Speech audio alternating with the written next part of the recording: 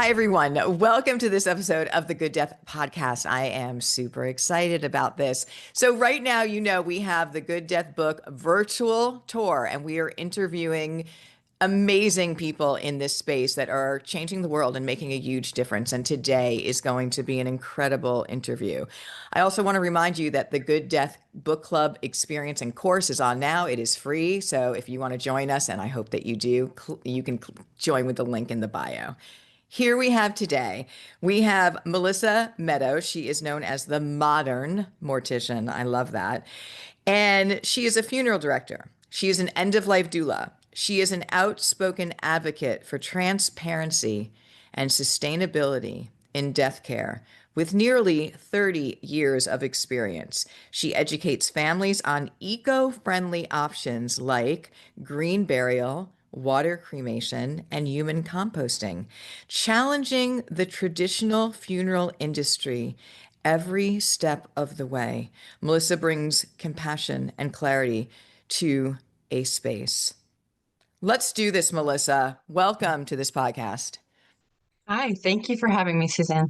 Well, I just love your work, and I am, again, so grateful. I shared that with you before we were taping, that I'm just so grateful for you to have said yes to the ask. And when I say the ask, I feel like there's always a higher guidance. There's an agreement that we came into this world with to leave the world a better place. And when you answer the ask, it's not always an easy thing. So we know that right now, my history is a hospice nurse, oncology nurse, death doula with over 1,000 people at the end of life all over the world, and what an honor that is. But I've been able to see the gaps. I've been able to see the way we went really wrong in all of our death ritual and care. And so one of the big things that struck me right away was, again, what we do after somebody dies. So before we dive into that, and we're going to get all your wonderful information, how did you find yourself on this path? Because I think as a little girl, and I often say this, I don't, you don't just say, when I grow up, I'm going to be a hospice nurse and work with people that are dying necessarily. Maybe it's something you're comfortable with, but what brought you to becoming a funeral director, if you would share? Well, there were kind of hints all along the way of my lifetime. I was somehow designated to take care of my mom's cat, even after I was grown, for euthanasia and burial. Right out of high school, or before my senior year of high school, they were interviewing local family-owned businesses on the news. And I remember sitting in the kitchen that day, and my mother was doing something. They interviewed a woman who owned a funeral home. And they were looking for summer help. And being the 90s and the grunge era and all that, I'm at the table with my flannel shirt and black tank top. And my mom pipes in from the kitchen, "You should work at the funeral home this summer." And I was like, "I will." And I got the job. And that opened my eyes to obviously the end of life aspect of living. And when I initially went in, it was the fascination of taking somebody that looked sick and frail. I was just hired for like secretarial work, but I got to see things. And that eventually led me to mortuary school. But it was taking somebody sick and frail and making them look like they could walk out of the room. That was the art of it. The longer I was in it, the more questions I had. I love that. I think it's very similar when I became a nurse and then started working in hospice care with end of life. I was caring for the person, but I saw the inside of the industry, and I was greatly disturbed by it. It seems many times that the patient and family are the last of the concern. And so again, I never want to go down. I'm not judging people. I'm not calling necessarily people out, but I'm saying we have to make clear observations of where we are at this moment and where we may have gone wrong on this route, and bring that back from just an ethical, moral, humanity standpoint. And I think that we can both agree on that. And this is part of it. So let's talk about this thing called the funeral industry. So fascinating when I went down, my educational route and also wrote about it in The Good Death. How did it begin? How did we ever give away our dead and outsource them to an industry? Well, of course, death was cared for in the home in the beginning, but with the rise of Okay. Let's see. Dark. It was the Civil War that brought embalming to the forefront, how to get the soldiers home before they decomposed. And then when Abe Lincoln died, that kind of put the whole dead body on tour thing where they embalmed him at multiple stops so he looked fresh, flying fresh at every location. In the midst of that, you had cabinet makers that were building caskets, and then they were the funeral home. They brought people in. So it kind of just evolved from that. It sure did. So I understand, the reason for it starting, for bringing soldiers home so that their families could honor them. I mean, because that has a whole bunch of layers of emotion and grief and all of that. But why did it stay? What happened there? And I will tell you, Melissa, in the modern day of, this death care industry, many of my families, if not all of them, are under the false assumption that they have to be embalmed by law, that there's a law. So, like, and I always will say, if we don't have this conversation about end of life, we don't know the truth, all the options, everything about it. And that's another big one. So, what happened that I understand it started to become an industry at the time, but why did it stay? They built businesses based around this idea that we were bringing death into a location. So the reason I feel like it stayed is because people stopped talking about death because it was not in the home anymore. You were Hmm. outsourcing it. And Hmm. then that developed a fear or, Hmm. an arm's length away. And then we had professionals in the industry, the funeral directors, uh, saying everything could be done in house. We've got this for you from beginning to end. Somewhere along the way, that's also fallen apart. Okay, so let's laser into that if we can. Fear. Because when you create a space of removal of truth and seeing it, and fear develops, and now somebody's coming in and almost justifying the fear and saying, we can handle that for you. I know it's fearful and you should be afraid. And we got all of this. Um, Again, death is a natural, by the way, spoiler alert. We've been dying for thousands of years, everyone. We know how to do this. And here's the thing, I feel like, Melissa, when I think about what's my ask in this space, and because I have so much, and there's never an accident, right? I have so much experience within the system as a registered nurse within hospice care and oncology care and working with people around the world. I think the ask for me is to help people remember, simply remember that death is a natural, sacred experience and not to be afraid. And by the way, when you bring that back, there's almost like this big exhale.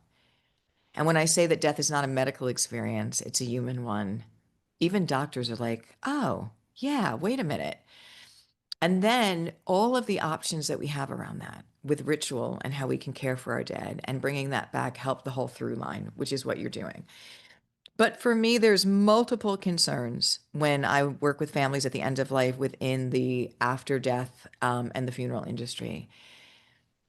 I don't want to go down too negative, but I do want to be really clear about what I've experienced is that families will tell me that um, sometimes they're almost guilted into buying the deluxe, model if you love your loved one. Um, they're not given a lot of options. The amount of money that I hear sometimes spent staggering. I mean, sometimes it's between 10, 20, even somebody said 30,000 with a mausoleum and whatnot. What is happening here? And then the other thing that I thought about is that if we have 78 million people over the age of 65 at this moment in our beautiful United States, globally, we have an elder care crisis. If each one of them, even half of them, chose to be embalmed and put in the ground with non biodegradable caskets, our planet, our Earth, is already completely challenged at this moment. What is that continuing to do? And so when we know that we have choices, that's very empowering. And I don't think we don't have this conversation. I don't think people understand what embalming fluid is, what this does to the earth. So all of these things that you're talking about. So as the funeral industry stayed and they said we can take care of this, I do think that they lost their way with profit over the person. And that's what I'm told by family. So I think it's wonderful that you can have an industry, but can you have it where it serves everyone involved in a positive way? And I think that this lost its way. In fact, and I'll let you take over from here, the home-owned funeral parlors that usually were in towns, even though sometimes they stay with the home, the name of what it is, I feel like they're all bought by a few. And if you can speak to that, a few top companies, and it really turned into a business. Yeah. Um, so taking off where you just left it, yeah, you may see Bob Bobson's funeral home down the street, but it may be owned by Carriage International or SCI or, any number of big conglomerates that are buying up family-owned businesses and putting them under their umbrella. And then when you track it back from those corporations, you end up with BlackRock and Vanguard and those big guys. So there's always a something. Uh, so what I noticed inside the funeral industry, starting, working in family owned, having a stint in corporate, going back to family owned, doing startup, going to another family owned that was like a mini conglomerate. And when I say that, it's like a family owned that owns six, seven, eight funeral homes. At that point, they're mini. To being on my own, all this, everything I've seen, going to conventions, there is a drive. Now, I will say, not all funeral homes, not all funeral directors. Let's just put that out there because otherwise I get in trouble. I have personally witnessed and seen the encouragement for upsells, the don't tell a family this because then we can't do this, different things of that nature. Okay. That's All right. So let's tell everyone on this call that's listening to this that you have choices, that this is, and that your loved one is your loved one. Whether they are alive in this beautiful existence or this body now has changed form, this is, you own this, your loved one. You have the rights to your loved one. So we want to give them all the information and all the choices. And again, they can choose whatever they want, but you do not have to spend a lot of money to honor your loved one. If you don't have it, if you want to do that, that's fine.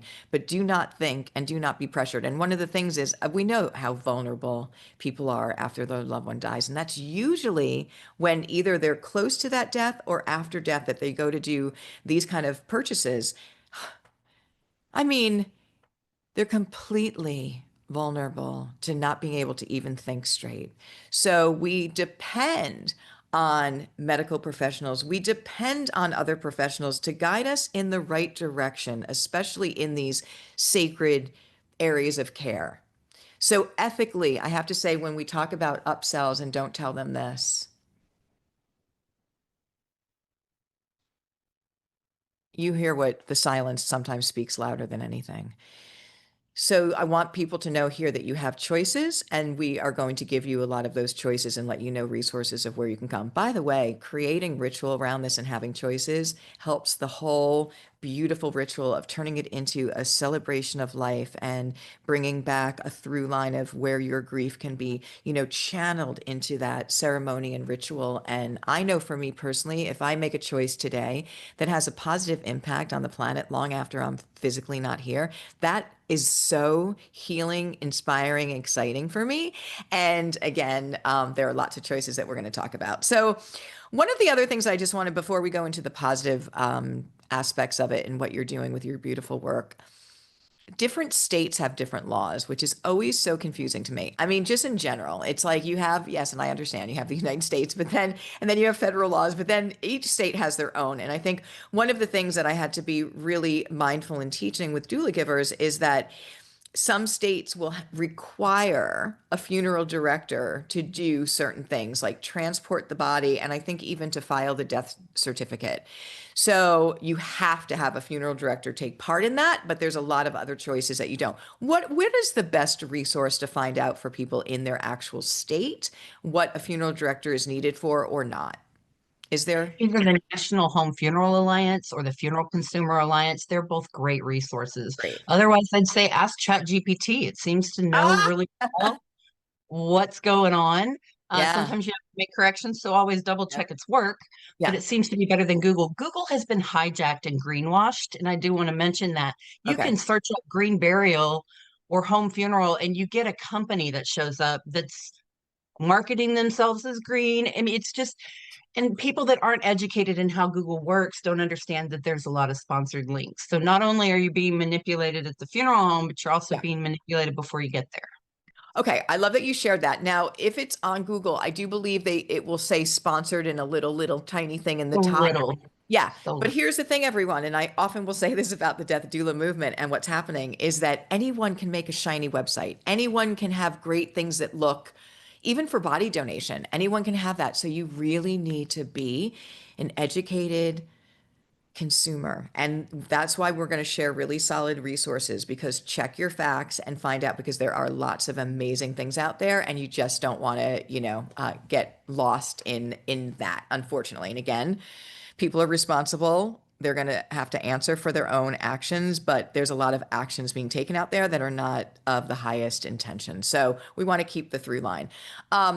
Okay, so they can go to those resources. We'll link those below that are amazing. Now, tell me about you formulating the modern mortician. How did that happen? it was kind of an accident. Yeah, I had just a regular Instagram that was for my friends. And I started engaging with Eloise Woods Community Natural Burial Park outside of Austin, Texas, taking pictures there. I started getting more questions, nice. posting them to Facebook. Colleagues started to follow me, and suddenly I was being shared. And so it turned into an educational Mhm. slash personal platform where I was just showing people behind the scenes simple things like when you go pick up a body at the hospital, where are we going? Oh, always by the dumpsters. That's the entrance you go in when you pick up a decedent. Why? Why are we doing that? Not only is it disrespectful, I feel, to deceased, it's also hiding death. Just like if a person dies in a hospital and the family's not there and they need to transport them to the morgue, they put that little box tent over them so it looks like they're taking laundry. Just different questions like that I would ask. Like, why are we doing it this way? Of course, also speaking about embalming, that got a lot of attention as well. Being the first social media person actually talking about the behind the scenes of that. And here's the thing, when you show behind the scenes, it starts demystifying this fear and it starts saying, and it also starts saying, wait, why are we doing that? Why are we doing it this way? Why don't we do it this way? I love it. I love it because education is the tool. So that's amazing. Yeah. So initially, the people that were on social media educating about death care, there were just a smattering of us. This was like 2015, 2016. So it was like Caleb Wild, Caitlin Doty, Joelle with the Grave Woman, just like five or six of us that were out there. So we got a lot of attention in the beginning. People paying attention to what we were doing, and it was either good attention or bad attention. Yeah, I think, anytime there's money involved, which is the pathway with many things, and people feel threatened that their money is going to be taken away, there can be a reactive, impulse that is, intense. And this happens for me as well, when I talk about why at the end of life are we I don't want to say giving false hope necessarily, but why are we? I mean, it really is like as medical professionals, why are we just saying this is the next thing you can try when we know there's like a 5% chance that that's ever going to reverse it? And the suffering just from surgeries and medications, and let people know the truth and be able to go home, or at least let them know the truth and they can make their own decision. So anytime you kind of do, but this is what I do want to say for funeral directors and for the industry. You could be so helpful in this new movement because there are things you can do. You can turn it eco-friendly. You can do, and there are states that you have to be a part of. At least you can have that option. But we know that that's personal choices and that's fine. So then you developed the Modern Mortician, your own kind of business around here. And when Yeah, was that? initially just social media engagement. It's not so much of a business as I'm not making a living on it. I never figured out how to monetize social media because that wasn't, it felt scammy to me, like to Yeah. charge people for that. Um, but yeah, the modern mortician just kind of grew as somebody to go to if you had questions and you wanted I love it. transparency, without bull hockey, I guess. Yeah, so it's an education platform, Yeah. which is beautiful. And you have courses, yes? I don't, but I am actually working with IDLM, Yeah. and then also by myself. And then I also would like to offer stuff through you as well. I'm just Yeah, kind of well, getting there. well, absolutely. We are going to do that. Okay. Yes, beautiful, because this is all about empowerment and I love the movement. Let's talk about now that we opened up this conversation, let's talk about the beautiful options that families have for end of life. What do you want them to know? What do you want them to know about the range of, for me, I understand there's a pine box you can get. There's even a cardboard, a shroud. Why don't you share some of the modern ways, and some of them are the old ways, like a natural burial, that we can talk about. I also do want to make sure that we identify the difference between a green burial and a natural burial, because some people get tripped up by that. And they're really similar because there's no embalming and it's biodegradable material. But I think in green cemeteries, there might be some um, qualifications that not everyone gets to. And a green cemetery, they're not all over, but we do have earth all over. So Yeah, take it away on some of the options, and maybe we'll even seed that educational course that we're going to do together. right on. Well, I want to say first, I think the future of death care is going to be the death doulas Yeah. and funeral concierge. I don't think it's about it would be the funeral director as a human, but not entities going forward as people are educated. Starting again, embalming is not required by law. Well, if you're hearing that from a funeral director and you're in the midst of grief, you're going to take what they're saying as token, as true. And that may be true in some states. However, there's always a workaround.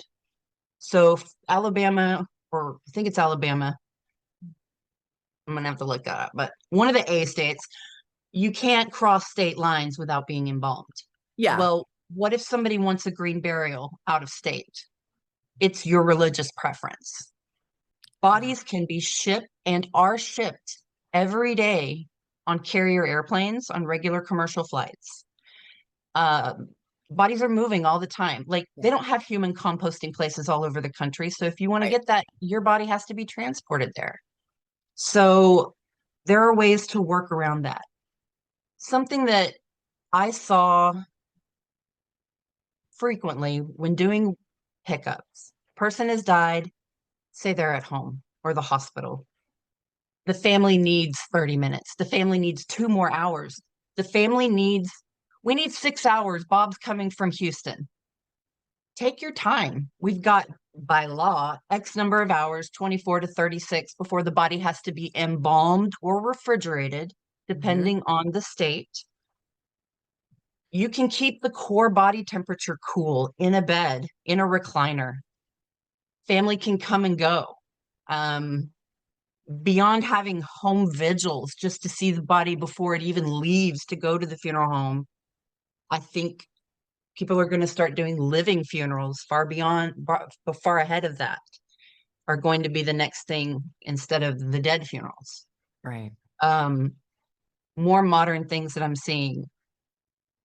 Uh, Obviously, people are foregoing embalming, they're choosing cremation. I think as people are educated that they can be involved in the cremation process and they can make it a ritual and make it a farewell, they can be there to push the button.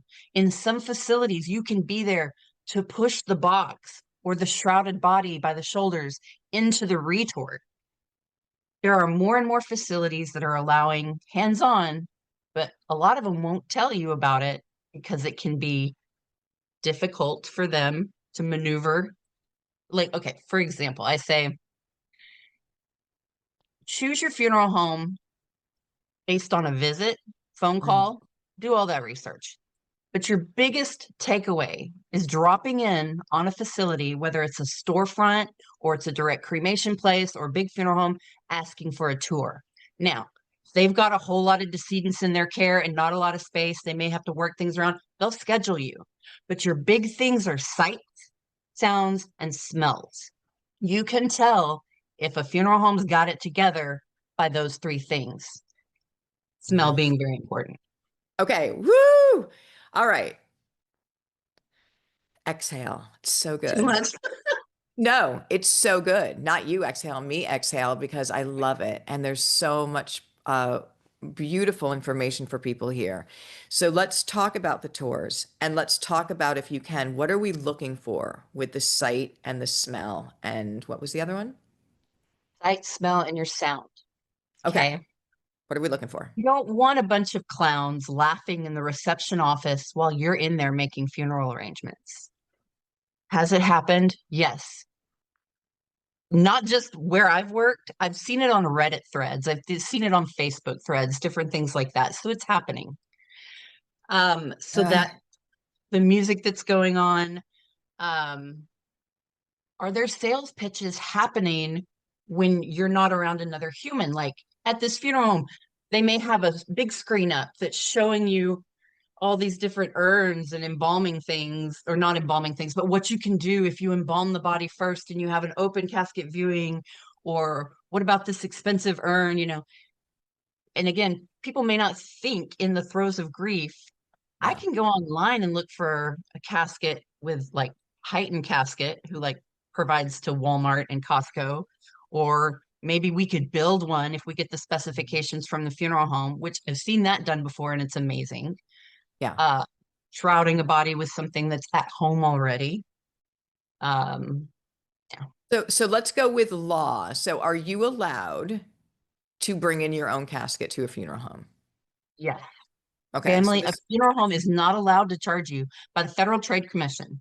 They are not allowed to charge you for bringing in an outside container, but every it does have to fit specifications for okay. the grave site, etc. We can make that happen. And I'm sure there's ready-made ones with that. So everyone hear that you are allowed to bring in your own casket to a funeral home because you can get them.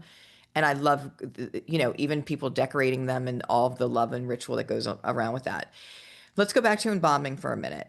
Um, have some funeral directors share that it's required or push it?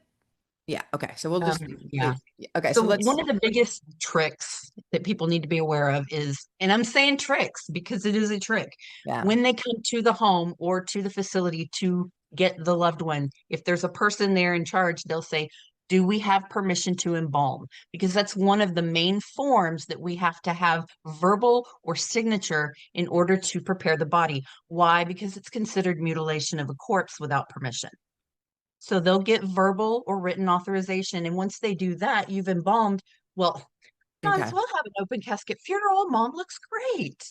Okay. I don't always agree with that. She looks great because I've Yeah. been to some funeral, like even from a little girl, and I'm like, that looks nothing like the person that I knew. Like it looks like a bad prom. Maybe it was just the places, but you know what? Hey, A okay. drag Can, queen. let's talk about what embalming fluid is, if we could, for a minute, and what that process is like. Embalming fluid is a preservative, and it's got things that hydrate, different additives. It's mixed with water. The body is embalmed by injecting this fluid in through the arteries, and it drains through the jugular vein, if that's a one point. Typically, they'll go in right here. Sometimes they'll go in through the leg. If you have clots or sclerotic arteries, they're going to have to lift veins and arteries in different parts of your body. Now, you do get a nice massage and a bath with Dawn dish soap during your embalming. Some places are more progressive, and we've moved to Dr. Bronner's soap, thank goodness. Some places still use Dawn. I don't know why. But anyway, body gets a nice massage. You're pushing the fluids through the venous system into the capillaries, into the tissues to firm them up, to prevent natural decay. Okay. Um, just the natural microbes in your body doing their thing. So after all of the blood is flushed out of the system, the veins and the arteries are tied off, then the tummy, the torso is aspirated with a long, hollow, Yeah. that long. So this fluid is then taken out of the bladder, the lungs, the heart, the stomach, the intestines, and sometimes replaced, well, always replaced with a cavity fluid that may stay in the body or may be taken out by the embalmer, depending on their professional choices. Um, and then after all of this, you have makeup that may be applied, hair, and different things like that with the embalming process. Okay. And what does the embalming fluid do to the earth? How does that work once somebody is decaying? And how long does that take in a non-biodegradable casket? I can't even imagine. Well, scientifically, it's supposed to be inert after it goes into the body. We don't have enough science behind this. Any research that has been done has been paid for by Got national it. funeral directors organizations, Okay. different things like that. So we don't really know. But Okay. from what I have seen in person and what you can see on TikTok, disinterments, caskets that are being brought up either to be cremated because the family has changed their mind, they don't want burial anymore, or to be moved to another part of the country or a different cemetery. These caskets aren't leak proof. A lot of the time, the vaults aren't leak proof. So as you break down, there may be liquid in the bottom of your casket because it can't get out. And just the fact of can't get out. Let's just stick with that for a minute. Think about this, everyone. You put a box, a significant size, into the earth that's not able to break down.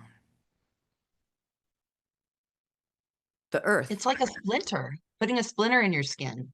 And we It's already not have a fun. lot of splinters. And so we really just want to get mindful of that. All right, beautiful. So the green option. So we talked about the reason why we're at the state, and it's fear, right? So it's the fear of death. And this is on multiple levels created pain, suffering, way too much with finance, with the earth. So it's time to bring back the sacredness of this. And so now that we are talking about it, what we have empowering options, and you've been talking about these green options that we're going to even flesh out a little bit more. But what about the impact spiritually that these rituals now have on grief and bereavement and slowing down in the home and being able to be part of your loved ones changing form by pushing, or being there and pushing the button or and creating a ritual around it. How does that help us emotionally and spiritually? So I've seen it firsthand as a funeral director that has worked in the contemporary to the old school to even in my own modern realm. Families that are more hands-on and involved are moving through the grieving process far better than those that are hands-off.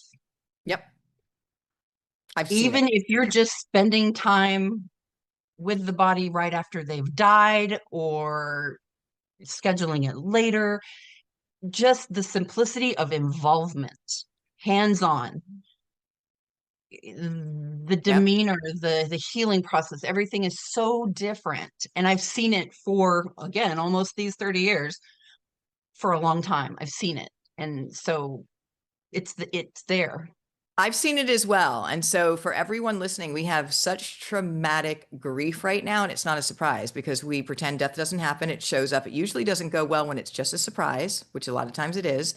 People are stuck in this traumatic grief of, these frozen things that they're thinking about and all of it. And then a lot of times they're stuck in that space because they don't know how to move it. And so just this slowing down the process and being part of a ritual, I think it's really just slowing it down and being present with it and also creating again that ritual and that through line. Especially if I can say that I can share with my family what I want. If I share with them, Melissa, ahead of time that I want to be home, I like to be viewed at home, this is what I want to wear, this is how I want to be celebrated, it gives them a roadmap for it. And that roadmap really helps them navigate through the space and it slows it down, but they don't have to be making decisions, which is my decision to make. That's my responsibility. And I want us all to know that too. I want to talk about pets in this space for a minute as well. Yeah. Our beloved, furry, feathery, I mean, the animals are just everything. What is similar and what do we need to do to heal and to create ritual with our animals in this space? I'm really glad you asked that because it's something that I've been was and am trying to teach people is that we are educating on human death care through our pets because we have far more pet deaths in our lifetime than most humans. So now veterinarians can come to the home for a home euthanasia.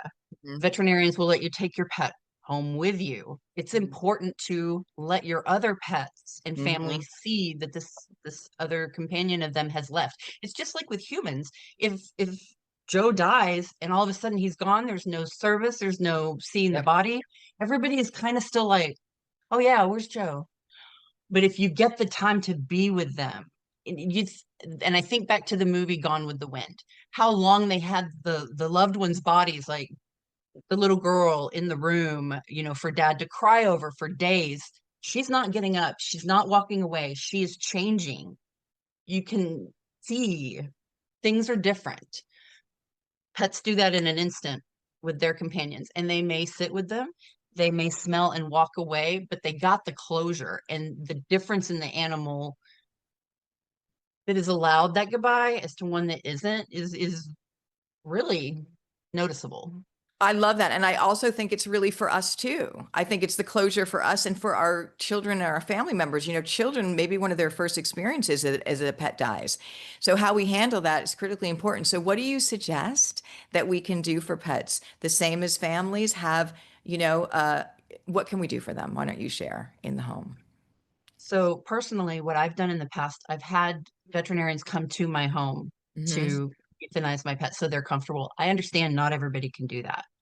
So involving family, friends, children, bring flowers to place with the body, even if you have to go into the vet clinic or something like that. Yeah. Um, do hair clippings on your own, make an art project when they're dead. A lot of the times veterinarians and stuff will do the clay prints and things like that. You can do those simply on your own with just Yeah. acrylic paint and just a cardstock. And it's really easy to have that hands-on. It's part of the goodbye process, and then it leaves you with a token that you've created on your own. I love it. Could we do that for a few days, just like we can do for people? Have that animal Here's there? my suggestion. I don't recommend further than 24 hours Okay. for humans or animals just because things start to accelerate. You can only core temp so Yeah. much. Every animal, well, not every, animals may have some expression just like humans would, where they need a diaper change. So you Hmm. have to be prepared for that stuff. Yeah. And that's something that funeral directors will be like, you can't handle your loved one on your own. They might start purging. You wiped their mouth when they were alive. What does it matter dabbing their mouth after they've passed, or just taking a sponge and wiping the inside? Things are going to happen because nature is nature. This plant, if I overwater it, it's going to leak water out the tips of it. So It's natural. it is natural. Yeah. We don't need to make it a horror story. But the reason I advise 24 to 36 hours, depending, you've got to keep the core temperature cool. That's just Yeah. the important part. Yeah, and I think again, doing some practical teaching about what that looks like and what your options are and how you would keep cool, and then these are the, things that you may be invited that you'd want to do, tell stories, decorate, whatever that is. Super important. I think again, this is another role that like death doulas and doula givers are going to be stepping in to help people who do want that and maybe don't know how they can help navigate that space. I do Mhm. want to quote Lee Webster, the former president of the National Home Funeral Alliance, because, and this is a quote that I used in the Good Death book, is she said, anyone who can operate a washcloth can do a home funeral. And I love that. Like, just like you said, hello, I was that. And this is important. This is really important because we want people to feel empowered in this space. And it's so healing for them to actually, and cathartic for them to do care. So there's lots of choices. Yeah, our animals are amazing. And I think that we're just not doing a through line a lot of the time with that too, because we don't know that there's options. And it's a beautiful one for many reasons. All right, we're moving into the future. We're moving into the new earth, which I'm so excited about, right? And growth is painful. Our green options for end of life disposition are, let's go through them. If you may start with a green burial, natural burial. Green burial and natural burial. It's a shade. What the way I see it, you're either lime green or you're dark green. Conservation burial or Oh, I traditional like that. cemetery without an inverted vault, whatnot. The point is no plastics, no chemicals, nothing forever, no polyester. You want to keep it as natural as possible. The landscaping would be different than a traditional clean cut cemetery. They allow for growth to happen. no mow May is a all the year thing. You want the landscape and the flowers and things. So that's the green to natural specter of the burial, just kind of where you're going and Mhm. what is involved Okay. with that. So So, back to earth, as yeah, we often will say, and that's a beautiful thing. Okay, water cremation. water cremation has been around quite a while, but mostly in the medical field for donor bodies. So I think there's like 22, 23 states where it's legal currently. Not every state has a facility, and that is the hindrance. Much like with the funeral industry being like this to cremation, they did the same thing to water cremation, which shot themselves in the foot because it's a great eco-friendly option where it's available. So water cremation, the body is placed into a stainless steel tank. 95% water is added, and then a 5% solution of hydrogen, sodium, potassium, and hydrogen. I think it's A mix. alkaline hydrolysis. Yeah. Yeah. Uh, That yeah. little Why mixture. am I forgetting these words all of a sudden? Anyway, No, it's good. so that happens, and it's like I call it a spa day for your body. So when you get all wrinkly in the bathtub, it just continues on. So you're considering the human body is 70 plus, percent water. You have effluent, which is water. That's all the magical liquid part of you. The fats, amino acids, peptides, salts, all of that is in a liquid that looks like iced tea without the ice. And then you have the most basic form of your body is bone. So at the end of the process, the liquid either goes out through the sewer system and it's considered like a cleaning agent, like a power punch to clean the systems. It's good. In other words, it's good. Or it can be reused and dispersed into like a meadow, to grow things. So that's my preferred method. There's a place in Colorado that does that. Mhm. Uh, but hopefully more will do it as they're getting on board with this stuff. So what you're left with at the end of the process is the bone, which is carbon phosphate at that point. It just breaks down into talcum powder. So where Mhm. flame cremation looks more like gravel or kitty litter, forgive me, um, the remains that are left from water cremation are very much like a powder. So I love it. yeah, And I and think for it's me, treated just like yeah, when I didn't understand, I thought, in the beginning, I thought fire cremation would be better than, embalming and into the earth. But after research that there is a lot of impact on the ozone layer with fire cremation as well. So again, if I'm putting everything out on a table and wanting to pick the most green choice for me, there's some great options. And alkaline hydrolysis, from what I've seen, is like the best or one of the best that is there, the water cremation. So I love that. yeah. And I love the thought of going back into the garden, right? Being able to nurture it because it's so rich in minerals. I love it. Human composting. Human composting is basically green burial in a warehouse. So they figured out a way to put it indoors and then let it go. Um, so it's green in the fact that you are returning to earth. There's no chemicals involved, but it is walking a fine line. Could Okay. it be greenwashing? We have to think about these facilities. Where are they getting their materials from? Where is it Ooh. being sourced? Is it being brought in from other states? Warehouse lights and all that stuff. So a process where if you're green buried, you're just buried and that's it. With the human composting, you have a few months of stuff happening before there's a final rest. So it's great for people that don't want to be buried and want to go back to their own garden or something like that. There are Interesting. different ways to do it. And there's indoor and outdoor. So while you've got places like Recompose, the Natural Funeral, Earth Funeral, you've also got a place like Herland Forest that does them outdoors and uses, like trees and stuff from the land of the burial park to do it. So there's Wow. progression in that arena going on as well. I love that. And I really love the fact that you brought to the attention, the energy expenditure and things that are happening in that lengthy process. And it's just something that people want to consider because I only want people to make informed, subjective decisions for themselves. Having the information to do that allows you to do that. All right. So I think we've covered the green options, which are wonderful. What would you say to people? What do you want people to know in this space? If everyone is stepping into here relatively new, what do you just want them to know about choices, the funeral industry, their choices for disposition, celebration? Honestly, I think the best gift you could give yourself or a loved one is to be informed before the death happens. Because once the death happens, things are going to feel like it's fast forward. Because something we didn't address earlier about getting a funeral director involved, I think in some cases, even if it's not required, it could be important because the states have put barriers in place, like only being able to access the electronic death registry system on the internet. Well, you need to have a funeral home and a login to be able to do that. Otherwise, you're toting papers back and forth between the, vital statistics office, the doctor, et cetera. They've made it hard. Mhm. And good funeral directors are prepared for this, and they'll charge you as little as $100 to handle your paperwork fee. So to have that heartache off your plate Mhm. sometimes can be good, but again, it takes research. You can't just call up a funeral home and go, "I need you to do the paperwork for me." They may be like, "You're coming in, you're sitting down with us. We're going to come get your loved one and put them in the fridge in the meantime, this, that, and the other."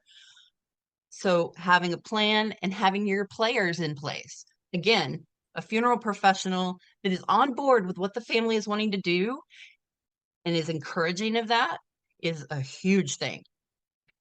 Well, let me just say that planning ahead, in my experience for end of life, has made it better by 80 to 90% with all the people I've worked with. 80, no matter what the disease process is. Now, I'm just talking about the actual physical decline to the end of life, 80 to 90%. And because they thought about it, and I love that you said the plan and the players in place.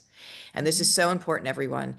Have your choices. Go find out because right now is the time that you can do that. When we're in it, we can't really do that for multiple reasons. And there are different places that funeral directors are going to be very helpful and instrumental if they can complement what you want and everything. So I say it's a perfect time for funeral directors to have a package in that space for people that are choosing these green options. And by the way, every family I've talked to about green options and going has chosen that. So I feel like it's the future and it would Mhm. be really a smart thing for everyone to get on board so we can move forward in this thing called humanity together and it helps everyone. So Melissa, how can people get in touch with you? Oh my goodness. Social media. I'm the modern mortician on most all platforms, including Okay.